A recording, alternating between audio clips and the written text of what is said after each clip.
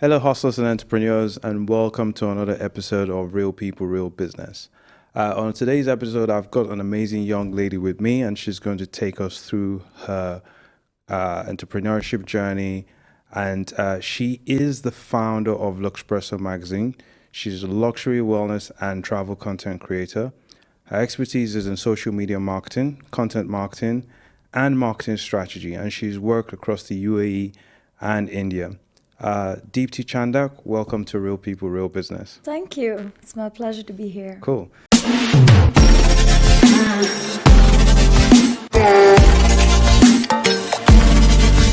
I'm so glad to have you on the show, and I love the color of your suit. Thank It's you. fantastic.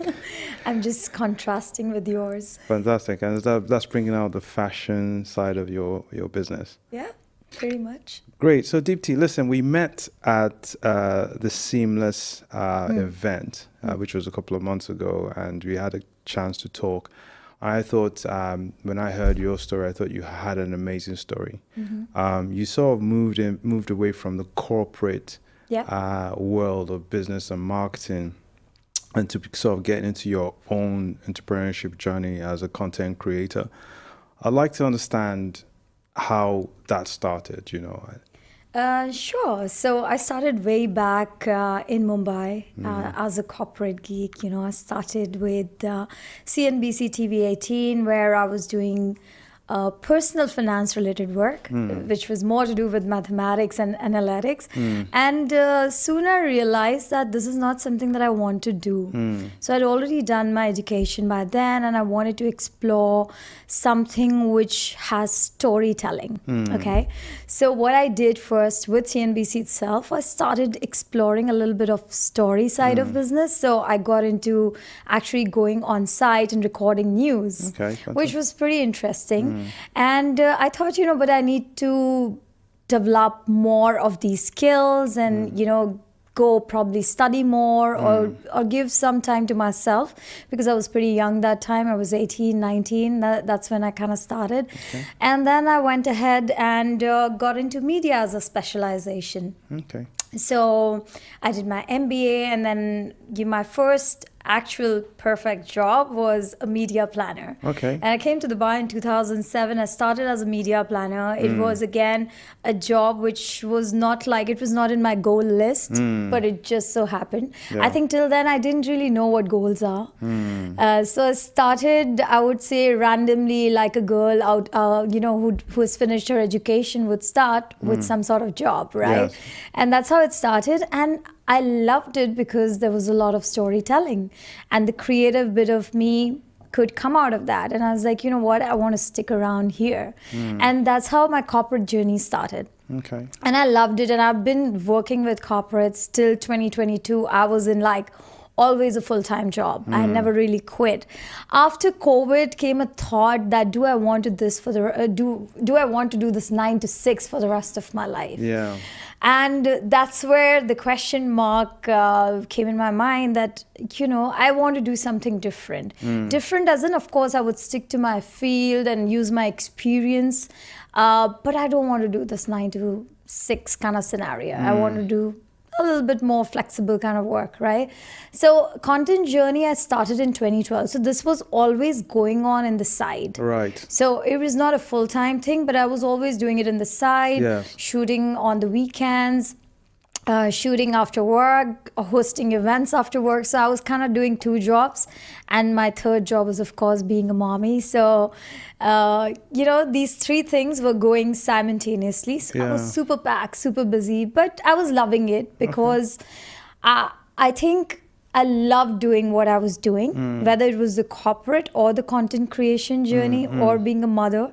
I think all 3 were giving me a lot of satisfaction and peace. The only thing which I realized during COVID is life is short. You can't be stuck in a place for a long time.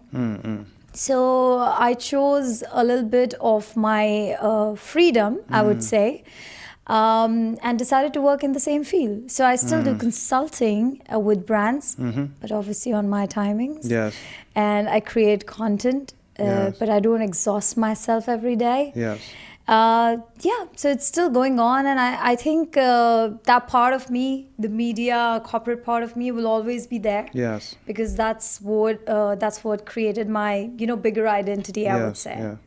So listen, you mentioned something interesting, which is you didn't want to continue the 9 to 6, and you started yours. Let's put it that way, as a side hustle. Because again, I try to highlight this in my book, 9 to Thrive: Side Hustles to Success, which is basically is talking about your journey. Sure. That your side hustle can last for years before you transition into it. So when you started in 2012 as a content creator, you were a mom and you had a full-time job and you were juggling all these things together. When did you make the decision that you were going to move over to become a full-time content creator and a full-time entrepreneur on your own terms? It was, honestly speaking, it was not like a decision in the beginning. I Yeah. never thought I would. It was mainly time that kind of formed into this. Okay. So sometimes what happens, we always thinking about the end goal. But for me, it was not the end goal. It was what I can do right now and how I can nurture it. So honestly, it started with that. And like I said, leaving the corporate life and getting full time into content stuff, that came only, I would say, during COVID. Right. Okay. But that's when my spiritual side was also kind of building up. I spent a few months in a city called Rishikesh in India, which is known as the yoga capital of the world. Okay. So I spent a lot of my time there, learning yoga, being by myself, exploring the world of, I would say, the spiritual world. Yeah. And I think that's when this clarity started coming to me that this is not what I want to do Right. moving forward. So Yeah. I would say it was that time which I had by myself. Yeah. Yeah, no, I totally agree. I've had moments like that where I've been away from everything. You switch or you disconnect from the hustle and the bustle of the world. And then you start to question yourself, is this the direction I want to go? And I think I had that sort of aha moment as well myself, on a journey in Zanzibar, where I woke up and it's like, it's kind of a bit of like a spiritual awakening. You're saying, you're like, there's more to me than what's going on now. And then you start to kind of build out your purpose. But since you've made this move to, kind of become your own person, your own entrepreneur, have you found any difficulties or challenges leaving the corporate world and moving on to your own? How has that journey been?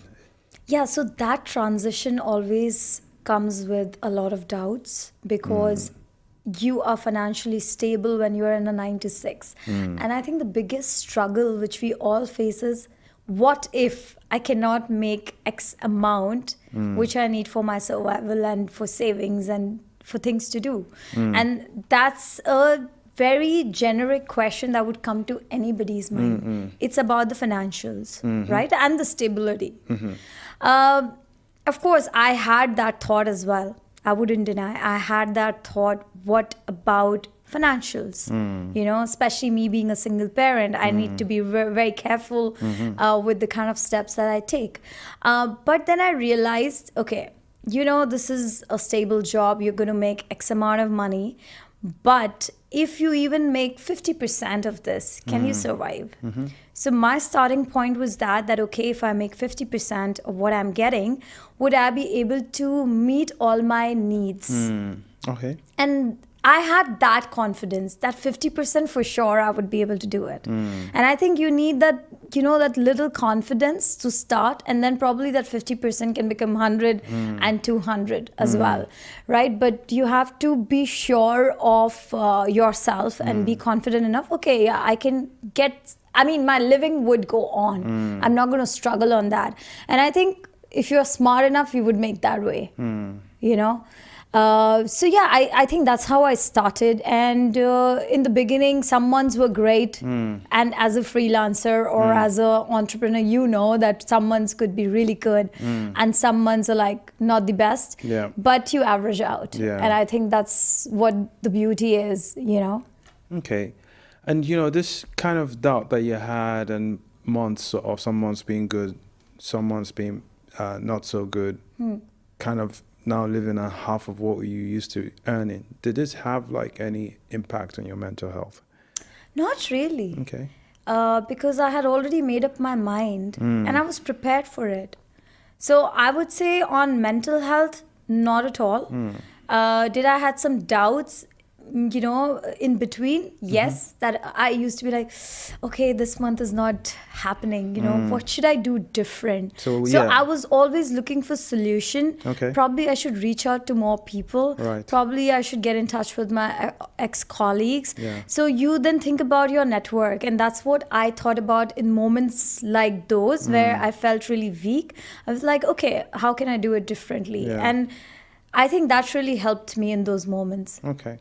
I think that's just the journey of an entrepreneur. You're always adapting and tweaking and fine-tuning. You're never standing still. Okay, so the next question I have, we when we first sat down, we discussed this, and this was about your relationship. You talk about being a single mom now and what led up to that. Yeah. It was not the best of relationships. It didn't start you on the best ground. It was, by your own words, it was an abusive relationship, right? What was that like, and how did that impact you? Okay, so when I got married, I was very young. I was 24. I didn't know what to expect. I think in today's generation, people really know what they want. And I'm not so I sure. don't know if, what I meant is they have already experienced a lot in life to get to somewhere that they really want. Right. I didn't come from any such experience, I had seen marriages in my household which were like lasting forever, and that's what I was expecting from my marriage as well.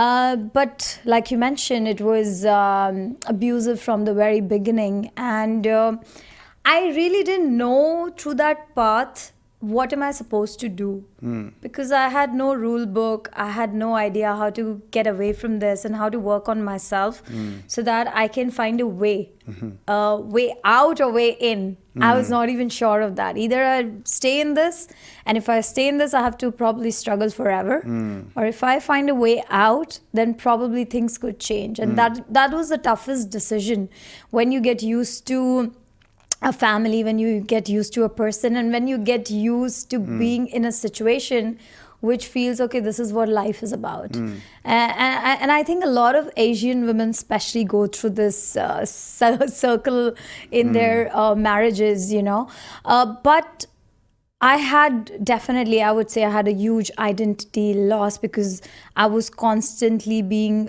mistreated by a narcissist, and who made me believe something else that was not true. So it was a constant struggle for me to understand what is right and what is wrong. Can I ask, what did he make you believe was not true? Like what? Okay, like you're asking for instances? Yeah, if you're comfortable. Yeah, sure. For example, say to do with work, I know how to do my work well. I know I specialize in the field. And then probably he would put doubts, saying, oh, I don't think so. This is how it should be. And I think you're doing a completely wrong thing. You should take my opinion and follow what I'm saying. And this would lead to this. And I was like, okay, fine. So I would listen to the opinion, but then I really get dragged into it because he would convince me really well. Even to stay in marriage was a constant convincing by him. Because every time an incident happened, which was physical abuse, he would make me get convinced that if I had not made this mistake, this would have not happened. And this cycle was a loop, because, okay, that day I would feel, okay, fine, I would not do this. Probably I should just eat what he tells me to eat, or I should wear what he tells me to wear. And the next time I'm doing these two things, I'm eating what he's telling me to eat and wearing what he's telling me to wear. But there is something else. Yeah, it's never ending. It's never ending. And it was like a circle which went on and on until I realized that it's a loop. And it required me to look outside of me. Internally was much later, but I had to look outside of me to observe what's happening around and what's happening with me. Is this the right thing? And that's where I would say I started in 2012. So first I thought after the baby, like everybody said, after the baby things would be beautiful, amazing, the person changes, etc. You know, it's a typical thing in Asian society. And I felt, okay, probably that would so. But it became more complicated. And so I had this corporate job. My, personal life was really bad, and I'm a new mother, and I was lost. I had a major identity loss, I would say. That's where I started creating content. Right. To find myself. It was, I would say it was not something that I was planning to ever do. It was just a need from inside where I thought, you know what? What if I start expressing myself somewhere where probably I would be appreciated? So I started creating a parallel world for myself to feel good, because otherwise I was messed up. So that's how it started. And then, of course, slowly on the journey, I realized that what is it that I need to do? And I think travel played a big role for me to figuring out what's happening overall. Because because you mentioned that it was one of the trips that you made on your own. Yes. That sort of gave you that breathing space to think and to understand. Like I believe that in relationships we should be dependent on each other, but we should also be interdependent, right? Absolutely. And have our own space to create our own identity while you're together, and I feel like you didn't have that. No, I did not have that, right? I was always living in a joint family with in-laws, so taking care of them, taking care of a husband, kid, job, everything. Like there was a lot happening. And I'm not saying I was not happy doing it. I was very happy doing all of this because I think I was trained since my childhood to do that. So I had no issues doing that. I was having a good time until things, started moving the other way. So I took my trip alone to Japan, and it was actually a group trip from Dubai, wherein I was going with other media people. So it was a media kind of trip. But I landed in Japan and I was really unwell. So I ended up spending the whole time with myself rather than participating in what I was supposed to be. And I think that gave me so much time to think that why am I there? What is the reason for me to be in a relationship like that? And that's where this thought really started. And I'm not saying before that my friends, my family, everybody had told me that, why are you with that guy? Everyone. But I was like, no, I'm going to make it work. I'm not going to give up on this. It's my job. It's my responsibility. It's my duty to make it work, right? And I put in everything that I could. Until in Japan, I started thinking, and I was feeling good to be alone in the sense there was no lack of anything. I didn't feel that I'm not perfect in a way. And when you don't feel that you're good enough and you're not perfect, that's where the doubts are always, right?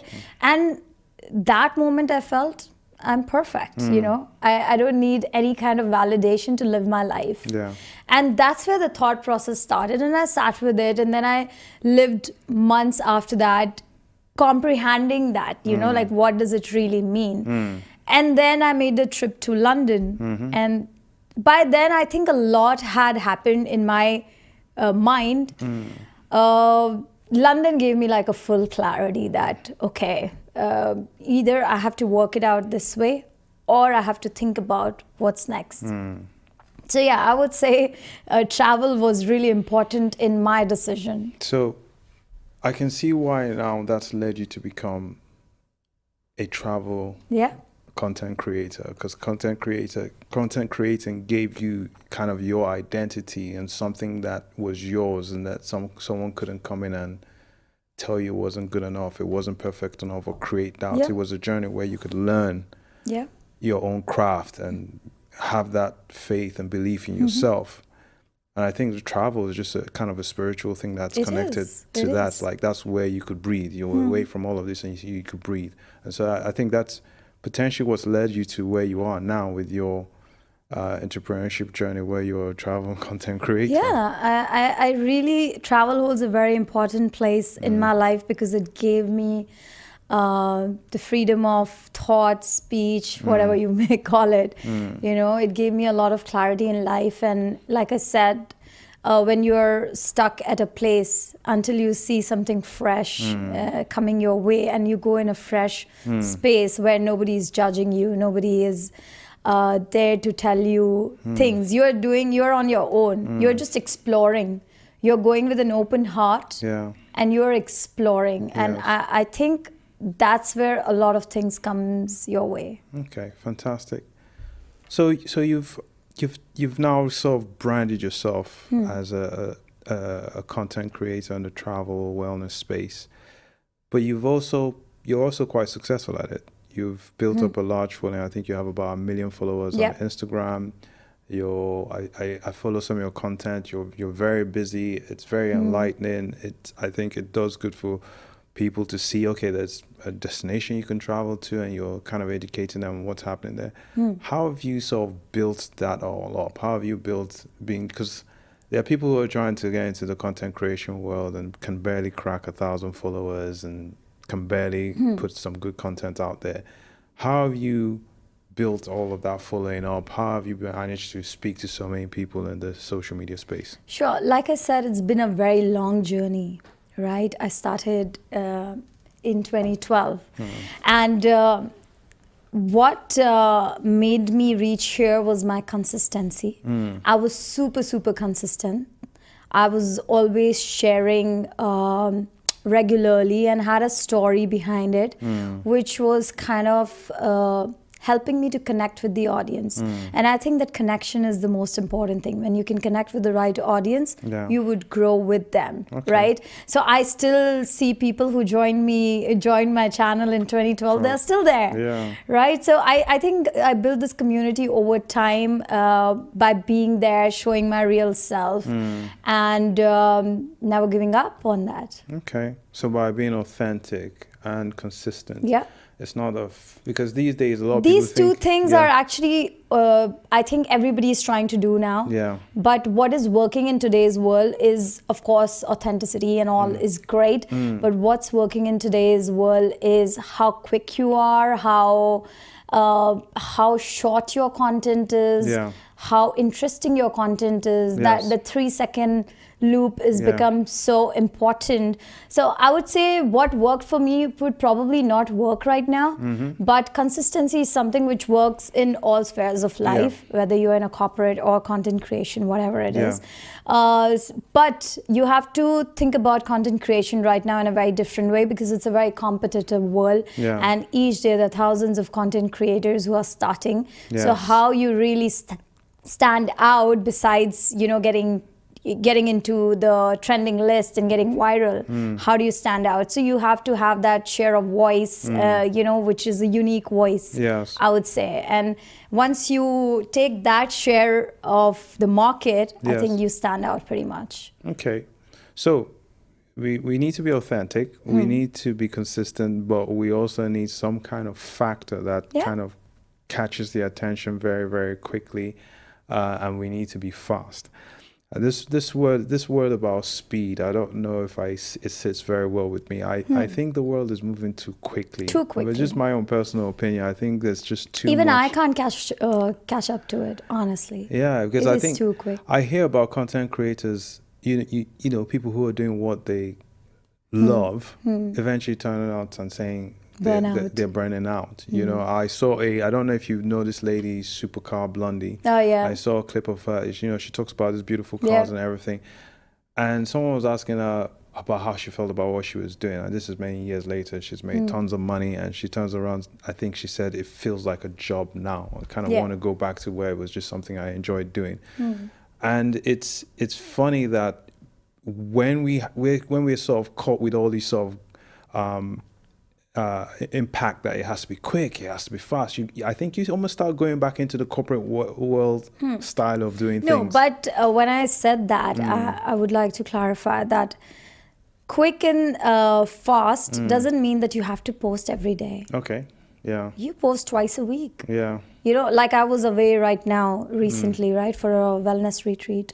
I was not active at all. Yes. I wasn't posting Yeah, much because I wanted to stay out of, Disconnect. disconnect because you need that time. Yeah. So, in fact, burnout is such a common thing, and we have to be very, very clear about you're not going to lead that path. Like, you cannot, because eventually you will give up on it. Yeah. So don't do so much that you burn out. Yeah. Do as much as your body, mind, soul allows you to. Okay. So still trying to enjoy the journey. Yeah, while you're on it. absolutely. Because otherwise there's no point. Yeah, I agree. Absolutely.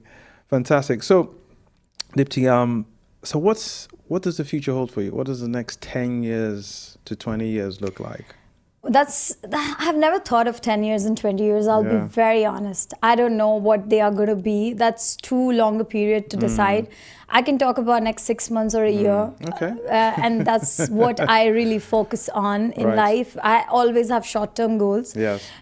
It's sometimes good to have long-term goals, but when you're just focusing on that path of long-term goal, you miss out on many beautiful things in life. Okay. And it could be different opportunities, it could be emotional, spiritual, whatever.